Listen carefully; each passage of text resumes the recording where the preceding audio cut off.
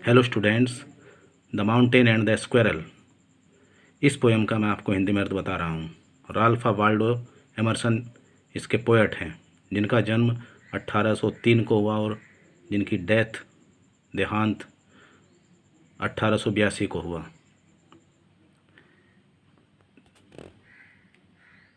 About the poem, the poet tries to bring this fact that everything created by God unique and hold its own importance। कवि इस कविता के माध्यम से बताना चाहता है कि भगवान ने इस संसार में प्रत्येक वस्तु को सोच समझकर बनाया है। इस तथ्य को कवि सामने लाना चाहता है और उसका इस संसार में, इस विश्व में विशेष महत्व है। There is a meaningful palace for everything, big और स्मॉल। हर वस्तु का अपना अर्थपूर्ण स्थान है, चाहे वो बड़ी हो या छोटी। And it has been created by a purpose, और इसको एक उद्देश्य के लिए बनाई गई है। If a squirrel is unable to carry his forests on its back as it is very small. यदि एक गिलहरी एक बड़े जंगल को अपनी कमर पर नहीं उगा सकती,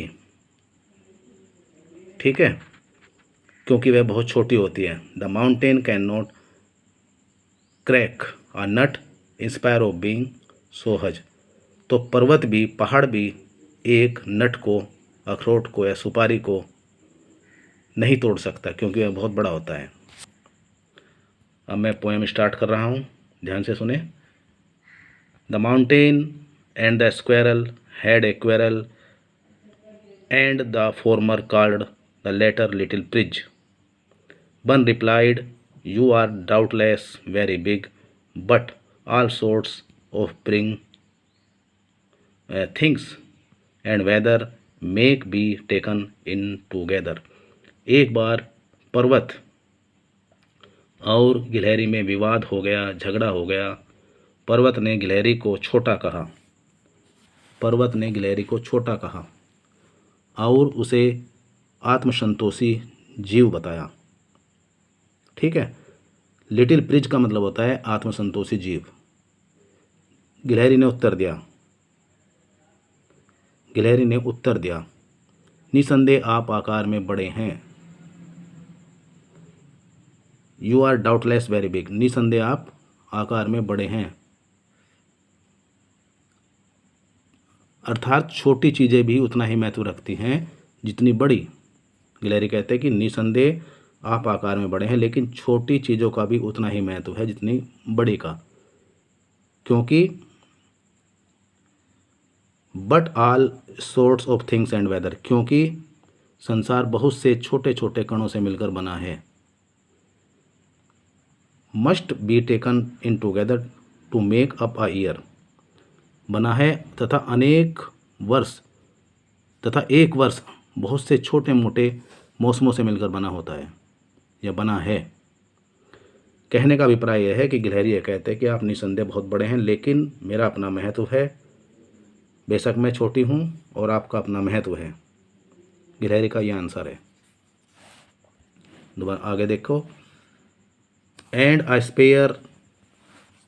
I think it no disgrace to occupy my palace if I am not so large as you, you are not so small as I, and not half so spray। देखो, गिलहरी कहती है एंड आई स्पेयर, अतः इसलिए छोटी होने पर भी, and I think it no disgrace, अतः छोटी होने पर भी मैं कोई अपना अपमान या इंसल्ट महसूस नहीं करती। I am not so large as you, आपकी यह बात ठीक है कि मैं उतनी बड़ी नहीं हूँ जितने के आप, ठीक है, मैं इतनी बड़ी नहीं हूँ जितने के आप। You are not so small as I, लेकिन आप भी तो इतने छोटे नहीं हैं जितने की मैं। And not half so spray, और आप मेरी तुलना में आधे भी फुर्तीले नहीं हो। And not half so spray, और आप मेरी तुलना में आधे भी फुर्तीले नहीं हो। आई विल नॉट डेनी, डेनी का मतलब होता है इनकार करना। यू मेक, मैं इस बात से इनकार नहीं करती हूँ। A very pretty squirrel track, कि आप गिलहरियों के लिए एक बहुत अच्छा मार्ग या रास्ता बनाते हो। और मैं इस बात से भी इनकार नहीं करती कि आप गिलहरियों के लिए बहुत अच्छा रास्ता बनाते हो। ट्रैक का मतलब रास्ता या मार्ग। लास्ट स्टैंजा देखें इसका। अ वेरी प्रेटी, ये तो हो गया। Talents differ, talents differ all is well and wisely put.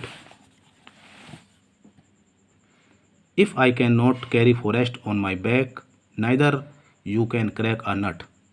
गिलहरी कहती है सच्चाई यह है, वास्तविकता यह है कि भिन्न भिन्न व्यक्तियों में भिन्न भिन्न गुण होते हैं। हर आदमी में हर प्रकार का गुण नहीं होता, किसी में कोई गुण है तो किसी में कोई क्वालिटी है। सच्चाई यह है कि भिन्न भिन्न व्यक्तियों में भिन्न भिन्न गुण होते हैं। ईश्वर ने प्रत्येक वस्तु को सोच समझकर बनाया है। यदि एक व्यक्ति में एक गुण है तो दूसरे में दूसरा गुण। यह सही है, यह आपकी बात ठीक है। आई can not carry forest my own back, मैं अपनी कमर पर जंगल नहीं उगा सकती या जंगल धारण नहीं कर सकती। परंतु आप भी तो, neither can you can crack a nut, लेकिन आप भी तो अखरोट नहीं तोड़ सकते। नट का मतलब होता है अखरोट या सुपारी। इस पोयम के माध्यम से कवि यह बताना चाहता है कि इस संसार में हर छोटी या बड़ी वस्तु का अपना अलग अलग महत्व है। यही इस पोयम का ज्ञान है, यही इस पोयम की से लेसन मिलता है, सबक मिलता है, शिक्षा मिलती है। ठीक है बच्चों, थैंक यू।